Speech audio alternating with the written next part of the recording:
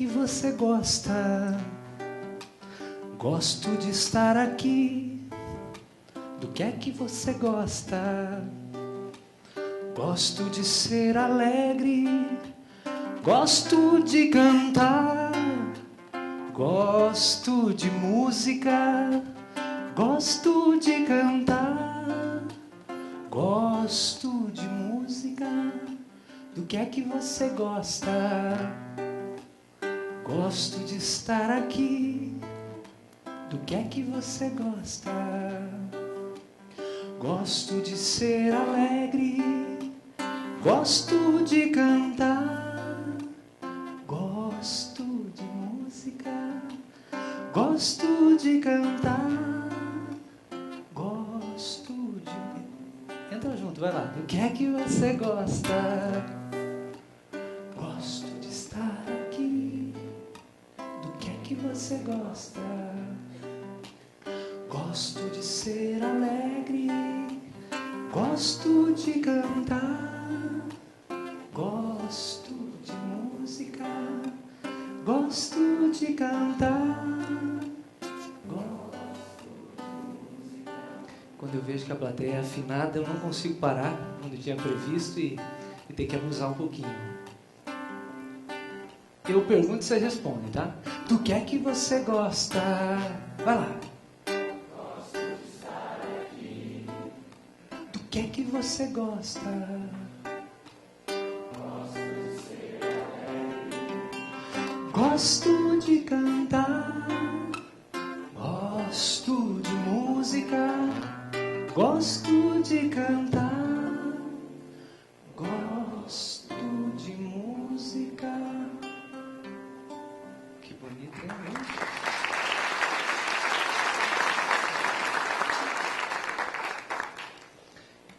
Quero agradecer a oportunidade de estar mais uma vez aqui no 15x15. Eloy, Jean, toda a equipe da Escola de Criatividade. É muito bom poder contar a história, porque contando a nossa história é como se a gente reforçasse aquilo que de mais importante a gente viveu. E nesse esforço de lembrar e construir a história, a gente reaprende as coisas que construiu, né? E eu trouxe essa música aqui para começar, porque ela tem a ver com duas coisas, com o negócio da Parabolé e também com a minha experiência de vida. Eu acabei fazendo uma opção pelo que eu gostava. Parecido com meu amigo, Wiki, eu quase fui advogado, eu fiz faculdade de Direito. Em determinado momento eu comecei a trabalhar com crianças da periferia de Curitiba, porque eu tocava violão e comecei a fazer atividades em espaços sociais da periferia de Curitiba e me encantei com isso. E ficou muito dividido, porque eu gostava da faculdade, eu não era um desinteressado pelo assunto, eu curtia até o que eu estava fazendo, mas eu me apaixonei intensamente por esse contato com a criança. Para mim era gigante a revelação que eu tinha diariamente quando as crianças me diziam as coisas. Era como se o mundo inteiro estivesse ali para ser descoberto, porque as crianças continham a explicação das coisas de uma maneira muito interessante. Assim, eu me encantava por esse universo. Eu acabei largando a faculdade e fui fazer faculdade de música e me dedico até hoje na verdade, a mesma coisa que comecei fazendo naquele estágio que fiz na Fundação Cultural. Desenvolver atividades envolvendo arte, criação, envolvendo dinâmicas de aprendizagem informais, que não perpassam o conteúdo das escolas, que estão de fora dos conteúdos das escolas, mas que são muito bem-vindas, inclusive pelas próprias escolas, cada vez mais, esses conteúdos transversais, esses temas que o currículo e o programa escolar não consegue contemplar, mas que são vitais para a experiência das crianças na sua formação. Então, acabei fazendo aquilo que me encantou.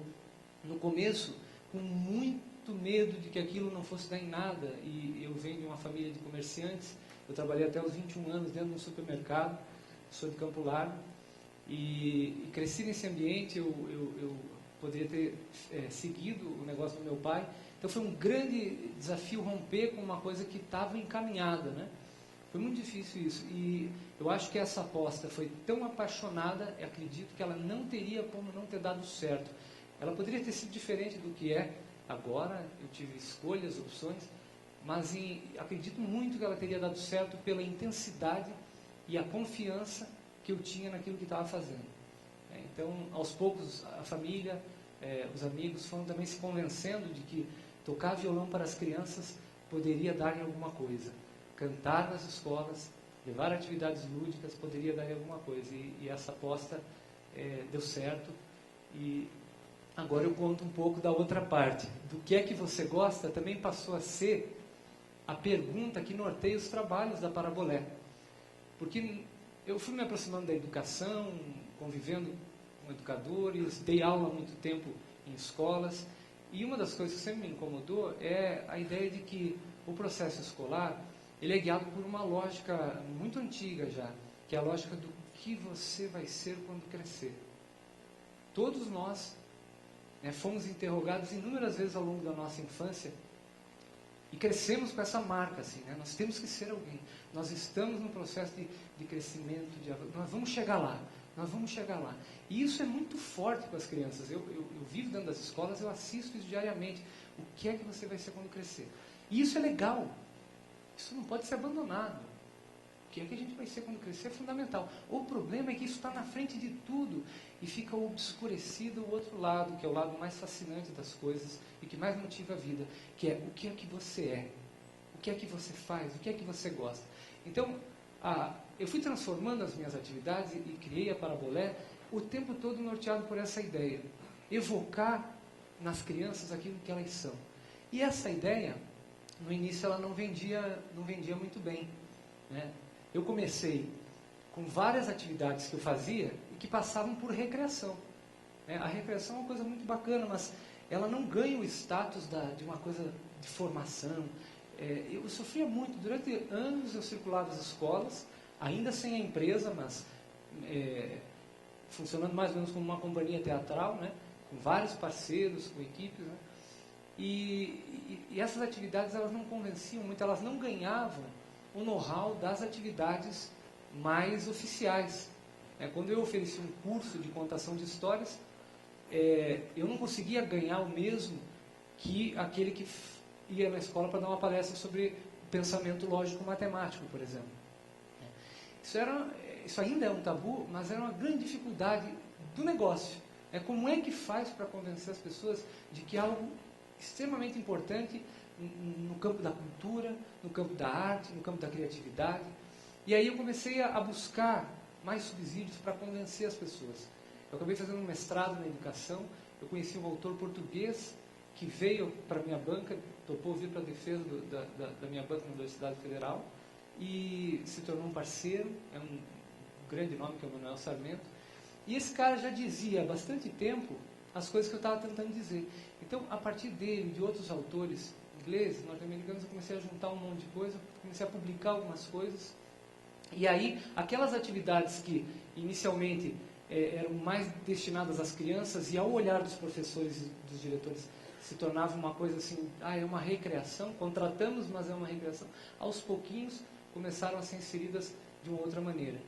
Porque junto com essas atividades vinha um material que norteava, uma frase que era audaciosa e afirmava o que a gente estava querendo dizer, e a gente começou a pensar em estratégias de colocar isso de uma maneira mais intensa, até que pode virar. Até que eu comecei a viver um momento crítico de quase desistir, de quase, a coisa não ia para frente financeiramente, a coisa ficava sempre no mesmo pé, no mesmo ponto. Parecia que aquilo que meu pai dizia ia se concretizar. Tocar violão você não vai a lugar nenhum. Como é que você vai viver? E os seus filhos? Parecia que aquilo não ia sair do lugar, porque cada vez que eu ia para uma situação e não percebia que as pessoas enxergavam aquilo que a gente estava querendo dizer, eu desanimava profundamente. Mas aí foi uma insistência que veio brotando. Eu tive uma das historinhas mais legais que eu conto sempre numa grande editora aqui de Curitiba.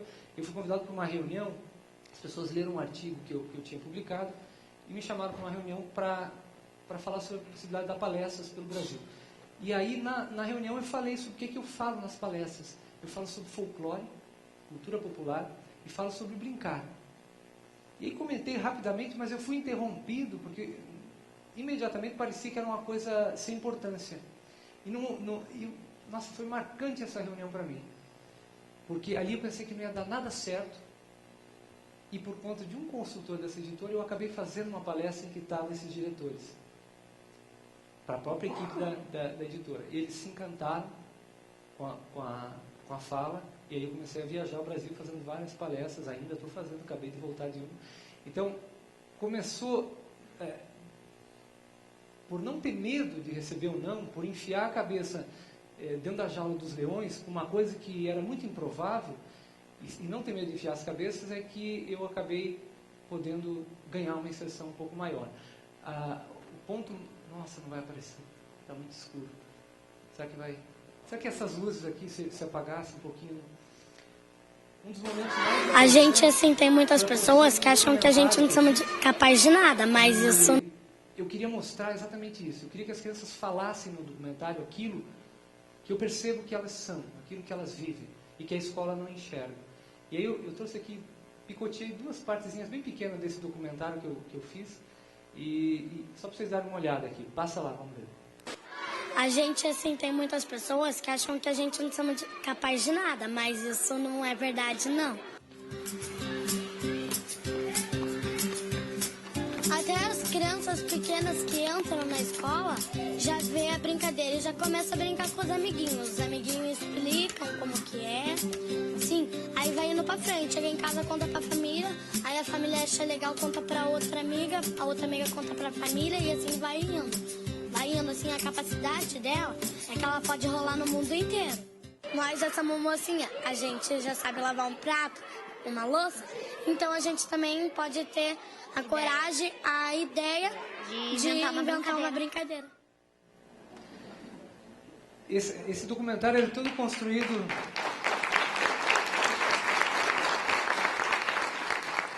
Ele é todo construído em cima da ideia de que as crianças conhecem muito sobre si. Então são as crianças falando, não tem um pedagogo falando, não tem um especialista da educação falando, são as crianças falando.